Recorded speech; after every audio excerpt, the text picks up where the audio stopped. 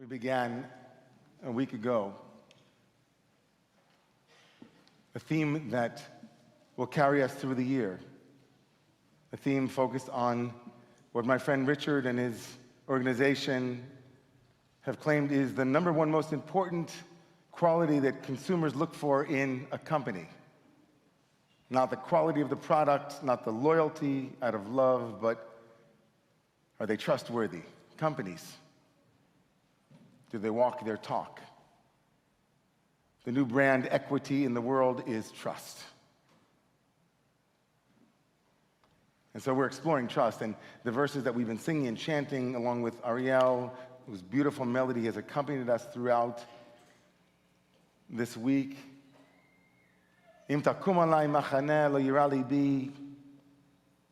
I'm not going to be afraid. Bezot, in this I trust. And we explored on Rosh Hashanah, Bezot, the one who stands before you might surprise you, leave room for a new story. Remember that one? Leave room for a new story. We talked a little bit about the shofar as that symphony of that possibility that after the broken notes and after the confusion, there might be another note that comes that's the strong note. Leave room for surprise. Leave room for a new story. And then we talked as well about trusting that we can hold those broken notes between two long tikiyot, two long powerful notes of the shofar. And so here we are tonight on Yom Kippur, and we have another bezot, another with this. In fact, this with this, in the tradition, that word again, can you say it with me? Bezot. Bezot. Bezot. Bezot means with this. The entire Yom Kippur, the entire ritual of the Yom Kippur, from the beginning to the middle to the end, the entire thing in the Torah comes down to one verse in chapter 16 of the book of Leviticus that we'll look at tomorrow morning. Bezot yavo Aaron el HaKodesh. With this, Aaron enters into the holy, the Kodesh. In the context of the verses, it's a series of animals and sacrifices that become the rite during the temple period. I'd like to explore my own bezot with it. My own, maybe midrash, maybe expansion, maybe my own heart at this moment where we are today as a community, both locally and globally. We'll come back to this, I promise. But first, a word from our sponsor.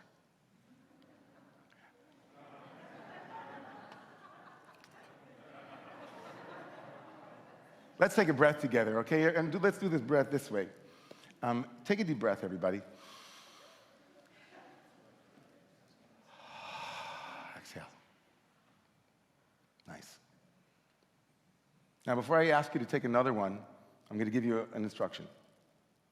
I'm going to ask you not to take another one. I want you now, wherever you are, just exhale. And notice. Wait. Wait. Just notice if you can wait long enough before you have to inhale. Let's do it again.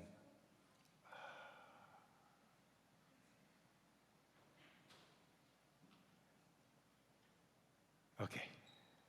For some of you, that might have been a really easy exercise. For the vast majority of us, though, something kicks in at various stages of our exhalation cycle that interferes with a full exhalation, a full and complete emptying of the breath. We don't really empty our lungs before we fill them again. We really are not even aware of the subtle but powerful impulse that we have to override our body's natural pause at the end of each breath cycle. Intentionally and willfully, we curtail the natural pause that our evolutionary programming, the wisdom that we have, has given us. Every breath has a pause after you exhale. It waits and waits. And trusting that the breath will rise again of its own accord, we too wait. It makes sense that we wouldn't notice that pause. It makes sense for so many of us that we wouldn't necessarily trust that another breath is on the way. I get it. I do. Most of us never really learn the art of waiting, of delaying. Most of us wait to exhale. That's true. But we also don't wait to inhale. When I was a young man, I became heavily involved in a school of breathing. I know, a school of breathing, right? It wasn't a school that was rooted in the teachings of the East, of India or China, but rather the gymnasium movement in Germany. The name of that school was Carola Speeds, and she was a pioneering teacher of this approach. And unlike yogic breathing, which focused heavily on manipulating the breath, longer breaths or shorter breaths, you've heard people do that, like take a long breath, 4 count, and then another 4 count when you exhale. She wasn't into any of that. Essentially, Speeds had a whole different approach. She basically said that there's no correct way to breathe. There's no right breath. There's no pranayama, chi breathing, none of that. She said, you already know how to breathe. You know how to breathe. Essentially, she argued that your respiratory system is an adaptive muscle. And what we do more often than not is we inhibit the natural breathing cycle of the body. We shouldn't replace shallow breathing, she said, with an ideal form of breathing, but by trusting our natural breathing to auto-adjust itself throughout our day. Essentially,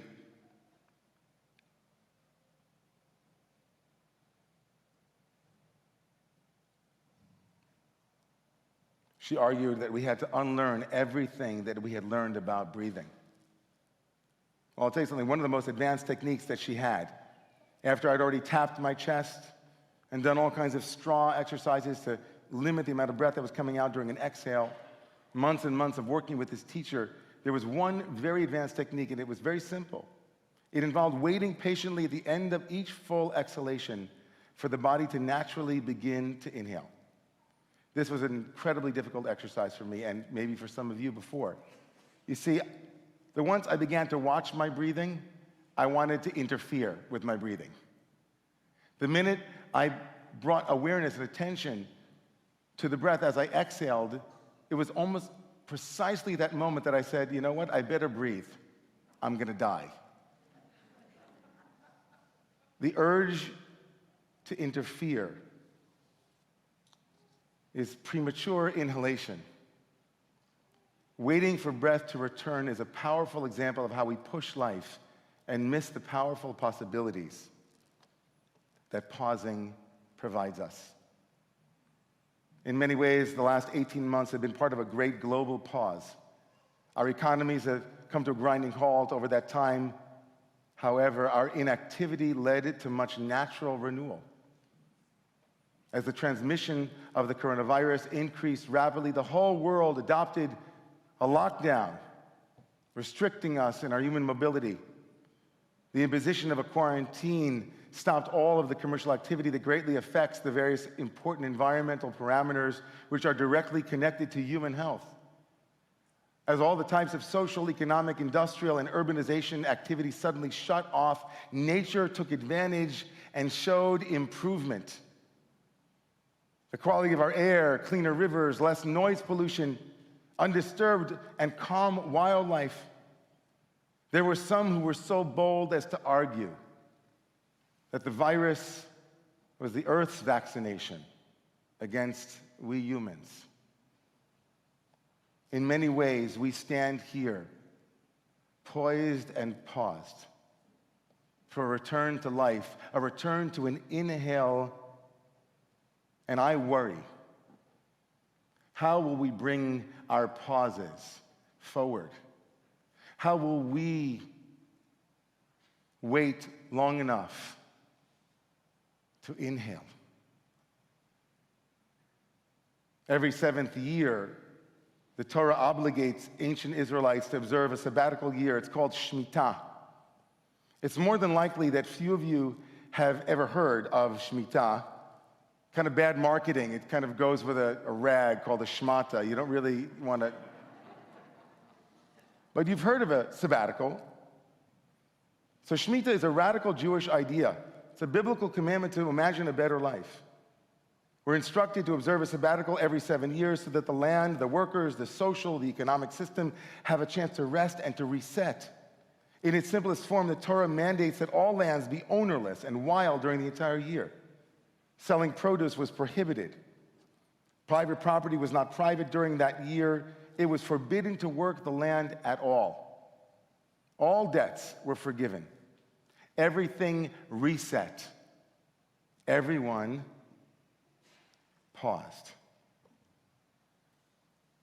And Shemitah is just one piece of a larger pausing portfolio, if you will. The Shemitah year is the analog in the year of what we are now in the 7th month of our calendar. This month is the Shemitah month. Like the 7th year, it invites us to pause. How many people have heard, when are we going back to school? Got to wait for another Jewish holiday. All of them are in this month. Every week, 52 times a year, Shemitah arrives as one day called the Sabbath, Shabbat. We pause. Pausing. This feature gives us an insight into what we might do as we pause forward. The feature of the biblical Shabbat in all of its flavors was decidedly counterculture. Shabbat in the Torah taught that humanity had the right to rest, that work without not work was slavery. Zecher L'Yetziat Mitzrayim, when we say the prayers on Friday night and Shabbat, Shabbat is not just about creation, but about justice. Work without not work is unhealthy, it's unnatural. It's a rebellion against the commodification of humanity, the never-ending search for more perfection, more progress, and more production. Every single pause, every little Shabbat, every time we wait to inhale, we are asserting our fundamental essence as not human doings, but human beings. Every pause is an expression of faith and trust that life that is stronger than you or me, my will or yours, will breathe us again. The human being's organism happens autonomously, the breathing function. It needs no effort or interference on our part. Pausing is needed and natural. When we override our basic, innate bodily intelligence, we hurriedly take in life new breathing, as if we can't wait to inhale because we can't get enough. Every pause is a rebellion. Every pause is a rebel with a pause. Thank you.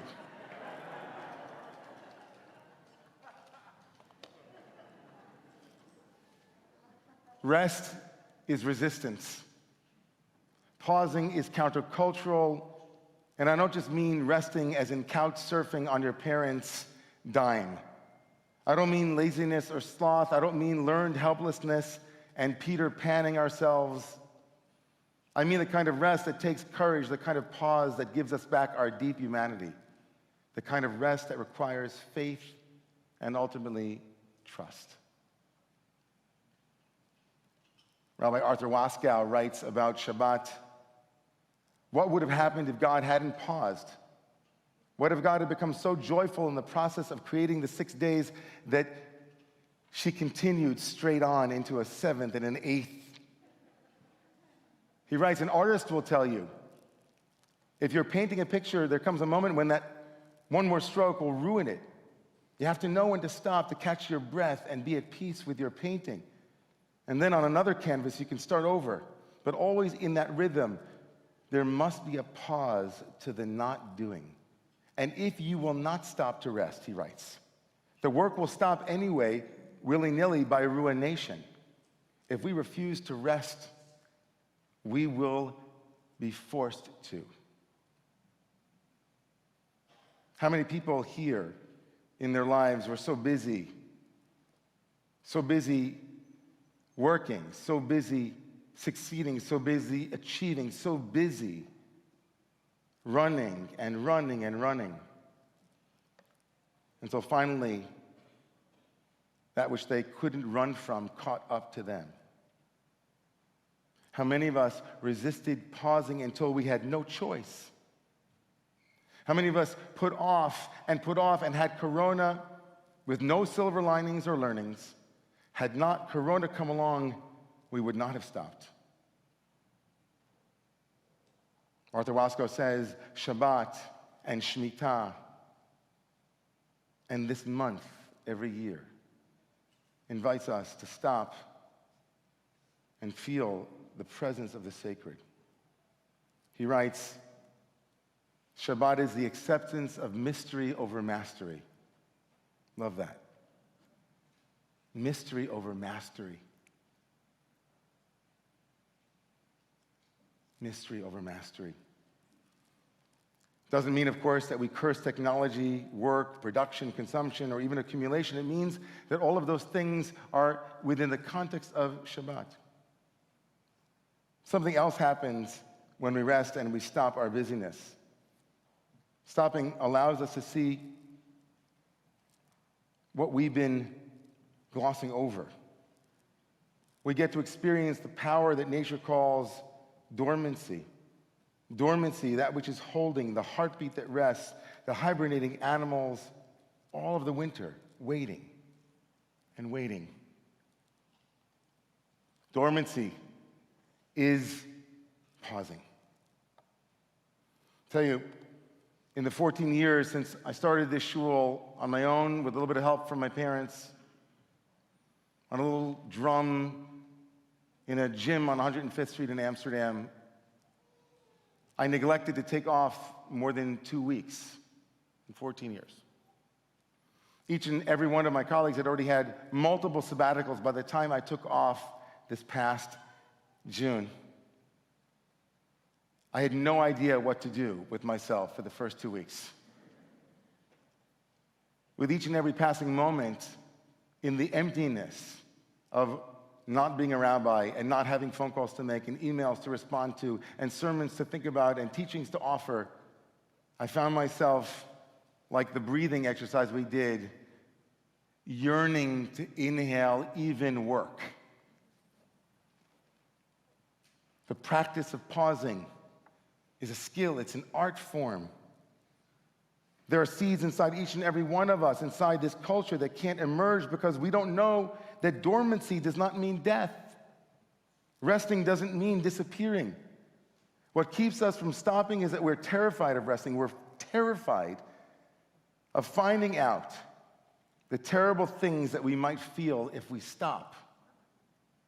We fear that if we stop for even a moment, the sheer enormity of our lives will overwhelm us, our outspoken and unspoken fears. So like a stone being thrown over a lake, we learn to skip so that we don't get too wet. And we're terrified that if the stone would fall, we would disappear. We dance around that security. We dance around that insecurity. Can we slow down, pause, and wait so that we might stop the dance around the void? As someone once said, an avoid dance. Avoidance. When we pause, we reflect. When we pause, we see. When we pause, we rebel. And we become rebels with a pause. Sometimes Tara Brach, in her book Radical Acceptance, writes, sometimes through the art of pausing, we develop the capacity to stop hiding. We begin to trust in our natural intelligence. By pressing the pause button on life, we give ourselves the space to realign with our values and our visions. This pausing is remarkable.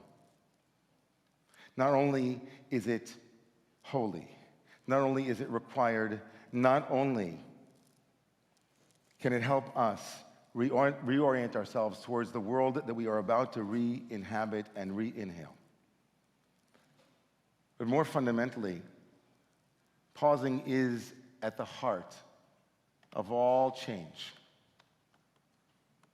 It was the famous psychologist Viktor Frankl who wrote, "Between stimulus and response, there is a space, and in that space is our power to choose our response. And in our response lies our growth and our freedom." Even if you're not convinced that you need to take a sabbatical, even if you're not convinced that to keep Shabbat on some level this year will itself become a radical way for you to bring pausing forward, even if you're not convinced that pausing in the Torah's understanding of Shemitah can act as a model for us in how we might re-understand our obligation to save our mother, the earth. Each and every one of us here on Yom Kippur can readily understand how pausing interacts with pattern breaking. How many people here wish they had paused before they pressed send? One time. How many people here wish they had paused before they reacted to the child who's screaming at 11 o'clock at night? Okay, that's me. Okay, wait a second. Sorry. My wife left. How many of us just yesterday would have wished that they could have held back something that came out? How many of us, when we think about the mistakes in our lives, wish we had 4 more seconds right over there? To not say that, to have said that, to not do that, to have done that. Becoming professional pausers is tantamount to be taking charge of transformation itself. In the book that Hermann Hesse wrote named Siddhartha, how many people read Siddhartha? And I had that book by my bed for years. There's a moment in Siddhartha's journey where the businessman, Kumaraswamy, says to him, "So Siddhartha, what is it that you have, Siddhartha?" And Siddhartha said 3 things. Do people remember? He said, "I can think, I can fast, and I can wait." He had the ability to delay gratification. He had the ability to press pause on his life and on his decision-making process. He had the ability to take reflection as itself the hallmark of self-discipline. He knew how to wait before inhaling. He knew how to be a rebel with a pause. We began with Yom Kippur and Bezot Yavo Aron El HaKodesh. With this, Aaron will enter the Holy. Yom Kippur is called Shabbat Shabbaton. It is the Sabbath of Sabbaths. It is the Uber Sabbath. It is the Shabbat. It's the day that has all of the Shabbat energy within it. It's the ultimate pause on life. Coming here wearing shrouds, thinking about our mortality. It's 24 hours of stopping, dropping, breathing. So what will you see today? What will you feel today? What will you touch? What will you remember? And what will it inspire in you as we, in your heart and mind, in the coming year, to develop the skills that might allow you that space between stimulus and response? Will you, like Aaron, tomorrow morning enter into the Holy of Holies with the pause needed to metabolize our experience before lifting another fork to our mouths for one more bite? Where will all the grief go if we don't pause to hold it? Where will all the sadness and the disappointment go if we don't make space and room in our lives to feel it? Where will it be? We stand on the precipice, friends. We stand on the precipice of a moment that might never come again. We hope it won't. But woe to us if we don't take from these last 18 months of pausing a way that we might transform our lives and learn how to wait before we inhale, to pause before we speak, to hold on a bit before we react, and to stop for a minute each and every day to appreciate what it is that is right here in front of us.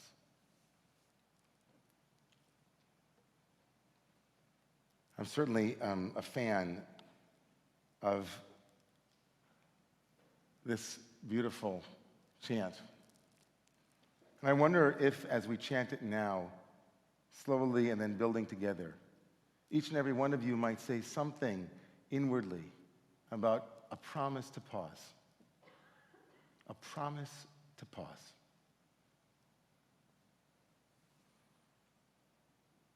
If all things are surrounding us and assailing us, if life is moving at 3-4 times the speed, if on a day when we're told to fast, we might slow down, what might we become aware of? What might we bring into our lives that will say, with this pausing, I trust life again?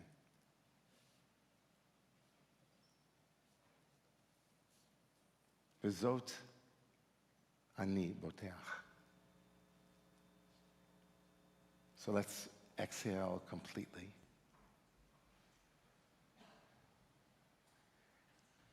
And wait.